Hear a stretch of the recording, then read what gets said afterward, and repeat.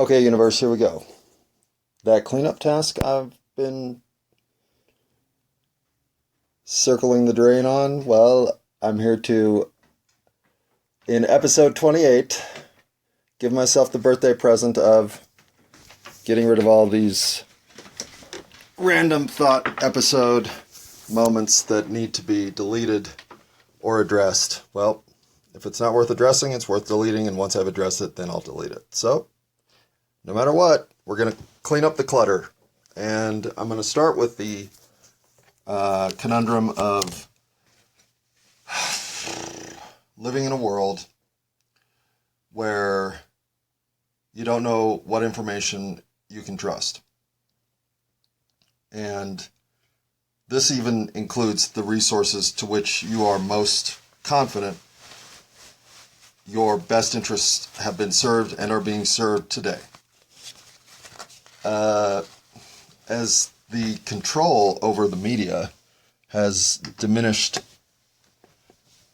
from 5 or to 5, I believe it's 5 now. It could still be 6. I haven't gone to look at the bad news, but I remember reading a report that we are down to 5 media conglomerates. And the best thing about getting down to 5, 4, 3 is you're finally in a position where you can 100% control the narrative and the group. And by that I mean you have consolidated power into such a minute point of focus that it is no longer of question what we're up to. The only question is how successful we are at realizing our goal, given the position of leverage we have created for ourselves. And if anybody doesn't want to toe that line as recklessly as it may develop, as self-interested as it's guaranteed to be, and as destructive a wake it may leave in society at large by pursuing a myopic endgame of interest only to themselves, that's all possible in the circumstance we currently live. This is why anti-monopoly legislation exists, because if there's nothing I have confidence in being right on other than this, I don't know what it would be, and that is we humans, we are susceptible to being told what to believe, think, and do. And I know that runs counterintuitive to whatever sense of individual momentum and life force you think you're realizing. But believe me, if you go and see the studies of situations designed to expose people's willing to conform to things they know are incorrect, what do I mean? There are psychological experiments done on people who are put in group situations where the entire group will start to act in a way that is clearly incorrect, in an attempt to get the one person who is the point of the study to flip and start acting like the group, even though they know that what the group thinks is wrong. And people flip. I believe 70% of the population at large flips and 30% doesn't, or maybe eventually all of us do. But it is stunning to believe that we are so willing to think we are wrong and that the group is right, that we will give up what is clearly an incorrect or a correct take on reality to join a group with incorrect beliefs. And so obviously, I admit to being, I'm in the group that would have course corrected. I don't have the gumption. I would have known the whole time I was right, and I still would have course corrected. That's spooky, because that means that I'm willing to give up myself for the group. Yep, I am. I've done it before. I will do it again. I'm sure I will do it at a point when I look back and say, oh my God, that's why I acted that way. I was trying to please other people, fit in, do the right thing according to what those guys thought, instead of listening to myself. And I never made the transition because I always tried to figure out why I reacted so poorly in the moment, so I just kept trying to have moments where I reacted better. But because I could analyze a problematic moment where I wish I had done something differently, didn't mean I was equipping myself to do something differently. It just meant I was recognizing problematic behavior. If anything, by recognizing it, I was probably reinforcing its potential to recur. So, snowball downhill rolling effect engaged. All of a sudden, you're a bundle of stress where a moment in which to prove your mettle is nothing more than a moment in which to prove your insignificant, unworthy, inconsequential contribution to everything. Pause. So my take on the whole circumstance was from the wrong perspective. It's like I had walked in to a room upside down, and I was never going to rise to the occasion in circumstances in which I had been mediocre before, unless I fundamentally looked at what I needed to do to succeed in those circumstances. And yet, how can you guarantee your success in a circumstance in which you failed before? Or how do you even initiate a pathway to success in something you have proven you can't do well? And is there a real life example for this? Sure. Let's say that every attempt you've ever made to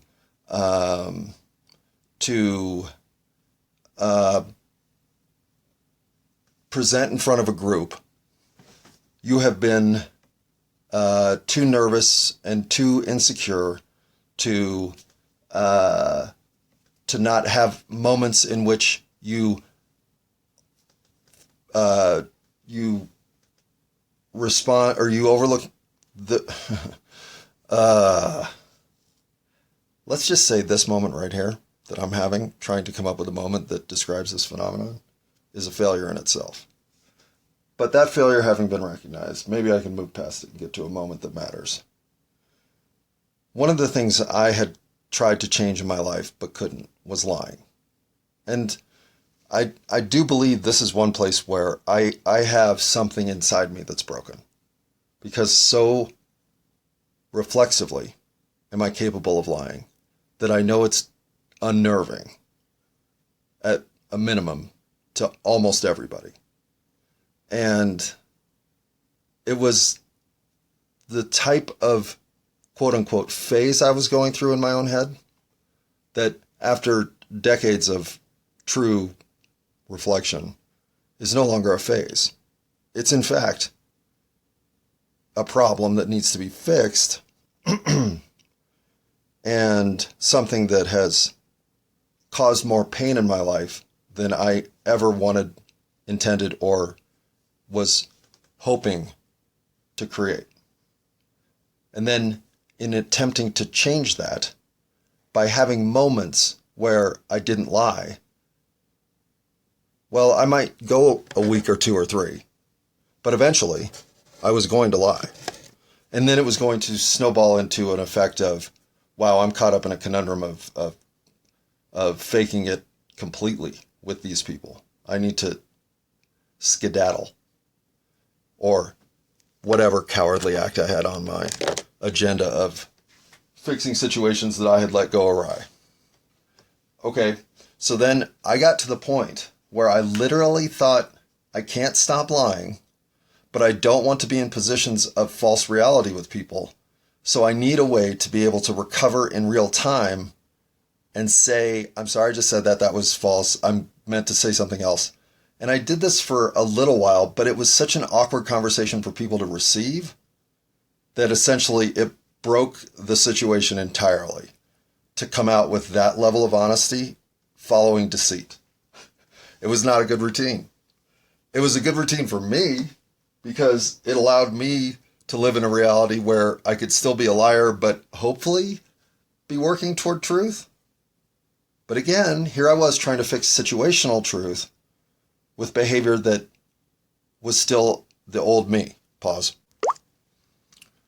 So I gave myself enough width here that as long as I wasn't lying about stuff that was consequential or lying about stuff that was absolutely inconsequential, I pretty much was giving myself a pass because I knew I was a liar. And what I mean by that is I didn't want to be lying to somebody about being in law school if I hadn't even enrolled or applied, or any other outright untruth that had no business being in my life. And I'm wondering, I may have, well, doesn't matter. The scale of the lie mattered to me because I couldn't eradicate my gut reaction to respond with something not true, or at least untrue enough that I knew there was more I should tell, or I had glossed something that I shouldn't have. And this is what disappoints me about the propaganda law, is there is no room for presenting information that you know has a more stark truth if described clearer, or with more information that you're withholding, or if something obfuscated were described in more detail. However it is that you're avoiding the true transparency of what happened is bullshit. And it's also bullshit that you feel you have to do that, because the reaction of the crowd is the source of schadenfreude initially for most. Now, I don't believe it sustains that, but the truth is we have to be more accommodating to the bandwidth in which the human experience is I thought the cat vomited. In which the human experience exists. And judging and shame and punishment and the detonation of someone's future over current actions or past actions, these are real problems for me.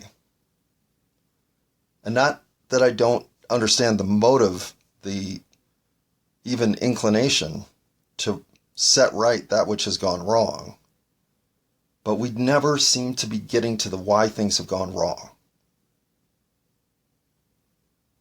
We seem to accept that wrong is a force of nature. Things aren't just wrong, they're getting wronger. If there's a wrongly way to wrong things out, we're going to wrong it. And why? Why is nothing getting better? Why are we happy that things aren't getting worse? Are we so unsure of our ability to come together and solve what are legitimate problems that we'd rather just apathetically watch it all dissolve into full anarchy and chaos? Maybe. But having started there, I'm going to pause and go look for something of interest that stimulates this conversation in a better direction. All right, universe, I'm back. You know who actually killed that line so much that it has been forever ruined for me is when Steve Martin in The Jerk, after hooking the vehicle to the church, comes back on the line with the credit card authorities to announce that the situation is now in complete control. Oh yeah, I'm back. Well, unfortunately, I bring none of that confidence or bluster to this situation because the next thing I was going to try to address, and this one's a pickle, is knowing what we know. So, how do we acquire knowledge? Well, there's intuition, right? There's the gut feeling. There's the idea that you've got a read on things that is so true you can bring up a confidence from it. You are absolutely sure you're right. And that knowledge is the kind of stuff we're filled with about all kinds of things. The problem with that knowledge is it's often wrong. Now, I believe that knowledge is the gateway to ultimate truth. But I think it has to be tempered because there's no question your intuition doesn't serve you correct all the time. All of us know that. And in fact, it's a disappointing realization that our intuition is susceptible to failure. Straight up.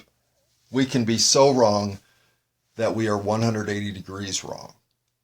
So intuition, though unavoidable, and certainly has, I think, probably the least footing in the entire canon of epidemiology. Wait, epidemiology? Epistemology? Epistemology. Oh, shit. One of them is probably the study of bugs, and the other one's probably the study of words. But whatever the study of knowledge is, empiricism? Shit. Boy, you'd think as a philosophy major I'd be able to say that. Epistemology. It has to be, right? Oh, this is embarrassing. All right. Well, having an embarrassing moment about something you majored in is okay. Because that's the next category of knowledge, which is that which we acquire through the authority of our circumstance, whether that be libraries or professors or our neighbor who just knows shit, or my boyfriend because I want to believe him, or my dog because she's so sentient in these moments of emotional bonding. Okay. And this knowledge would be terrific if we could get rid of the authoritative side of it. Because sharing what we know is the essence of human experience. Go out, discover something, experience something, have an interaction with reality, and then, because you have this wonderful thing called a mind, share it with other people who have the same wonderful thing called a mind. Point of life, right there. But when that point of life starts saying, okay, but I just got 3 different stories from 3 different people about that event that y'all went to, and I don't know which one of you to believe. And then somebody says, yeah, well, I've aggregated all opinions and here's what I've got, and starts to gain some authority, and then we start to look at them as having a trustworthy take on things because of their unique version of collecting data, having access to witnesses, whatever it may be. Well, now we've given them the tools to be manipulative, to manipulate us. How do we avoid that? I don't know. We can't, right? We can't. There has to be a congregate. There has to be a lesson in vocabulary after this particular recording. At a minimum, we need a repository of knowledge in the things that up to this point make the most sense describing the reality as we have come to understand it.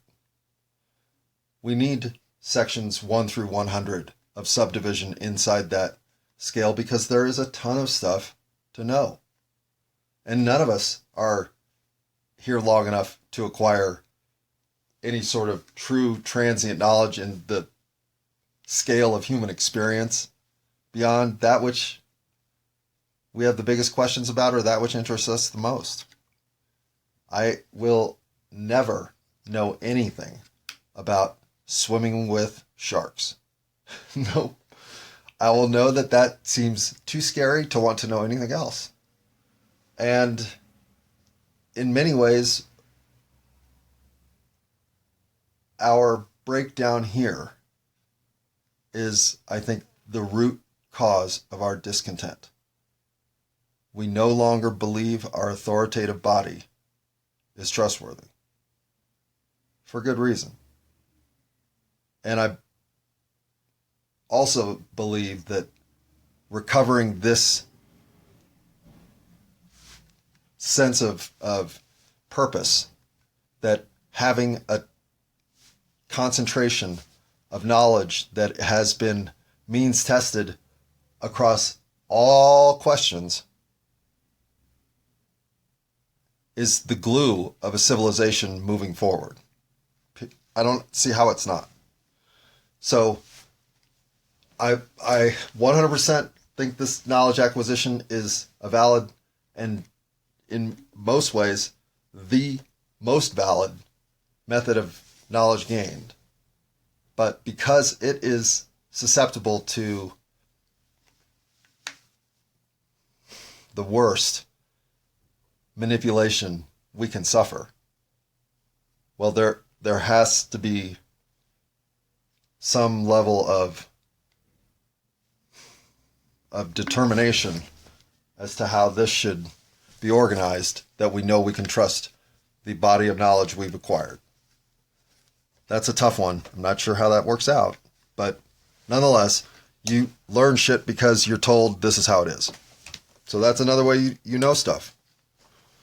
And then comes deductive reasoning or rationalism, or what is essentially the elegant knowledge of acquiring fundamental truth. Mathematics is an example of this. 6 plus 4 equals 10 is a statement that is as true today as it will be 17 million years ago as it is 74 million years into the future. Some people will argue that sort of knowledge has no value if it is timeless. Other people will argue this is the point of existence, is to discover these timeless truths. People will put moral laws in these categories. There's a lot of ways that the rational mind experience can be described, both in its extreme, as someone like Descartes does, getting down to the one fundamental truth is that because he thinks, he must exist. That's taking rationalism to its extreme. But if you are in a rationalist argument, it's very difficult to come up with an experience that isn't based on the thought of your existence in your head primarily. Descartes is sort of right. But that doesn't take away from the next category of knowledge gained, which is through experience, or what is sometimes labeled as a false duality, in my opinion, rationalism versus empiricism, though there is some duality to it. The truth is you can't escape having both. You're going to have mental arrivals that are of the non-experiential variety. Thou shalt not kill. I've never killed or seen a murder. I have no experience with that, but it's a truth in my head. It's 100% there. And yet, though thou shalt not lie, well, how much of a truth is that? None of us have lived a life that is free of a single lie. So, thou shalt not lie except for these reasons. Okay. Then, is that empirically true?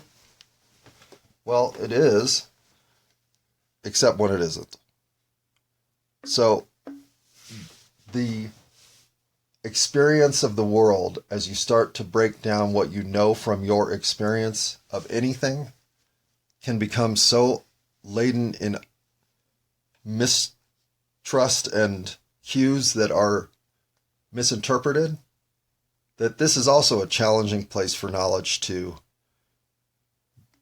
100% be valid. Which leads to the last way that we learn things is through means testing, or the scientific method. And this was sort of if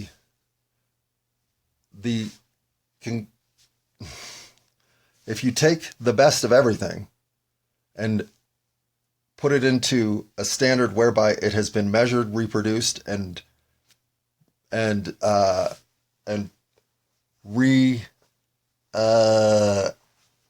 observed to show the same outcomes, that becomes knowledge you can believe in.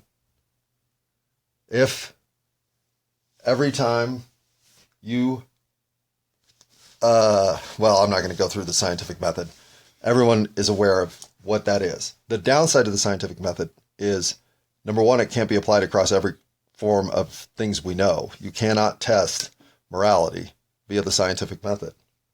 You cannot test, at the current level of understanding, there is a knowledge base that exists that's untestable in our real means cause and effect reality that scientific method can test.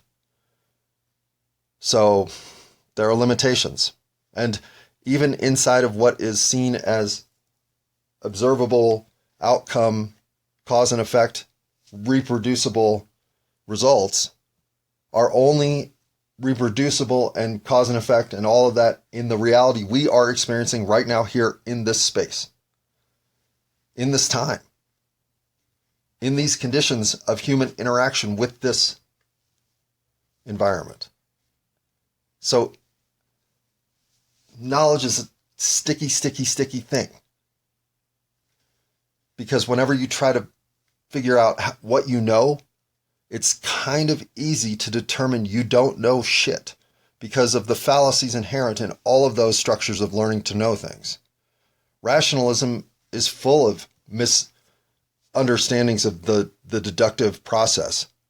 What do you think straw man argument stuff, that they're pointing out that your deductive reasoning has fallacies in it, and we're prone to them. In fact, true rationalism comes down to things like Descartes or math, because everything else in some ways is fallacious. And then empiricism, knowing this reality through experience, well, that's prone with error and fallacies as well. Scientific method is limited, appeals to authority, appeal to the worst in us, and our intuition is proven over and over again to be wrong. So what the fuck do we know?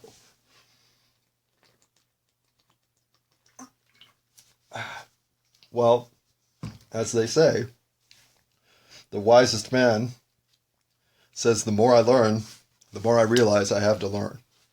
And that is the truth. In fact, think about this. Let's say that 6 of us blast into outer space in some cryogenic state to wake up on a planet where we discover one and only one book. It happens to be written in what appears to be English. And I say appears because there is no sentence structure to it that is apparent. But having nothing better to do, we memorize the book. And so the random assortment of words that means nothing to us, we know inside and out. We can repeat it exactly.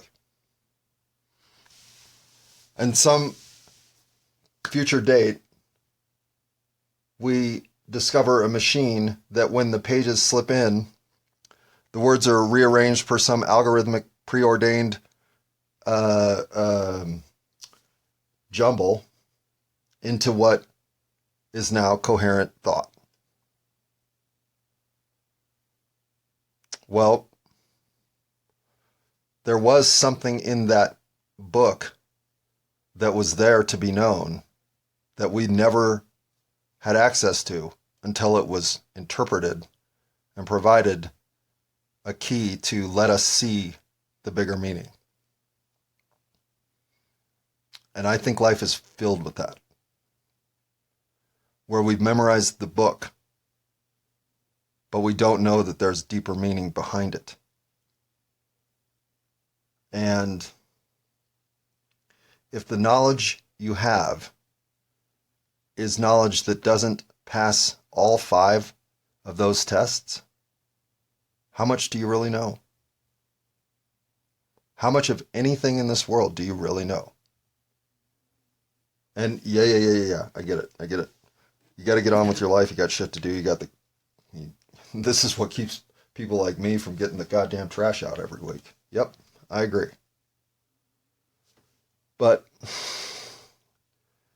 we are in positions mentally right now where drug abuse is at an all-time high. I'm speaking to America. I'm speaking of America, to America, even though I've got 7 dots across the world that supposedly are downloading these recordings, silly enough.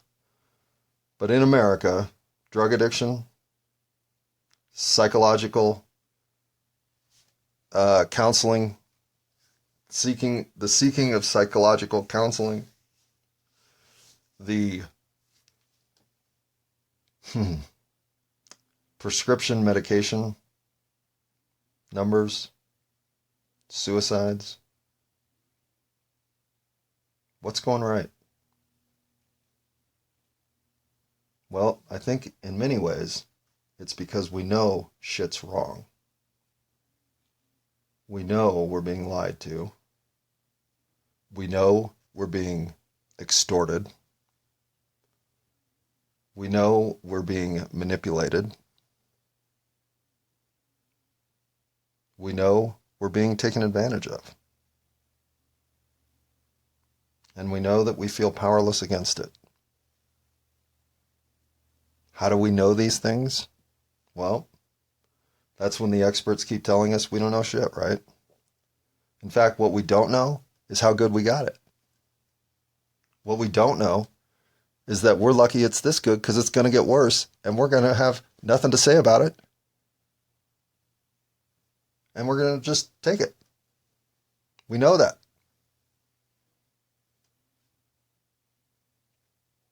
Well, I don't ask questions because I want people held accountable for their deviant behavior.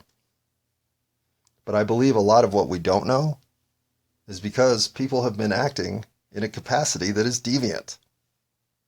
And they don't want us to know. And ultimately, that's why I say, I don't give a shit to punish anymore. Because knowledge, to me, is more important. Knowing what's going on in a way that I don't feel so internally discombobulated matters more to me now than holding whatever's going on accountable. I just want to open it up, expose it all, and decide from here how we're going to go forward so that we can count on the transfer of knowledge from one to another in a way that is uplifting humanity. No more lies, no more schadenfreude, no more deception. And if it takes no punishment to come to full accountability, I'm ready. I don't care anymore. But I do care about the truth. So, what do we know? Well, we know life could be better than it is. We know that we've taken this acquisition of knowledge to the point that we have weaponry capable of destroying our planet. We know that we're such reactionary little turd burglars, little puzzles of disappointment waiting to explode, that the idea that one of us won't eventually decide, fuck it, we know that doesn't even make sense. In fact, if we're honest, we know that having that level of destructive capability means it's over. Because sooner or later, through mishap or miscreant, the mistake of hitting that button is going to happen. We know it.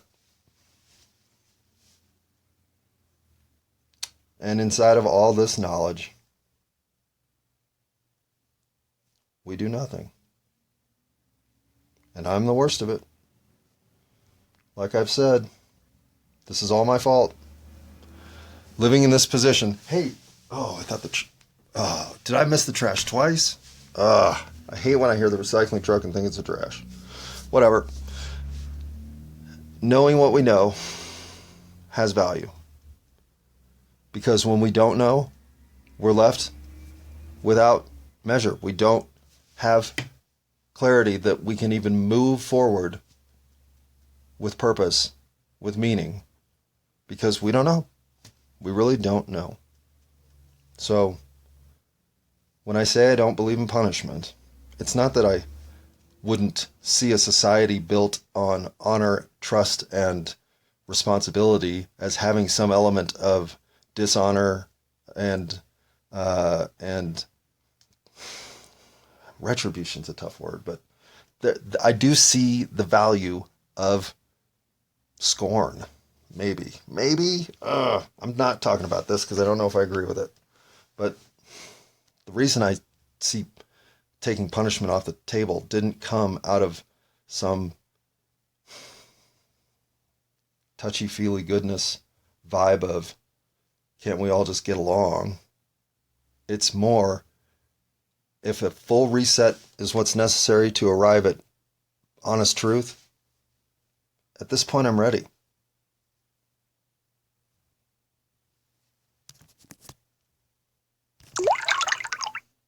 I mean, what else is there to say?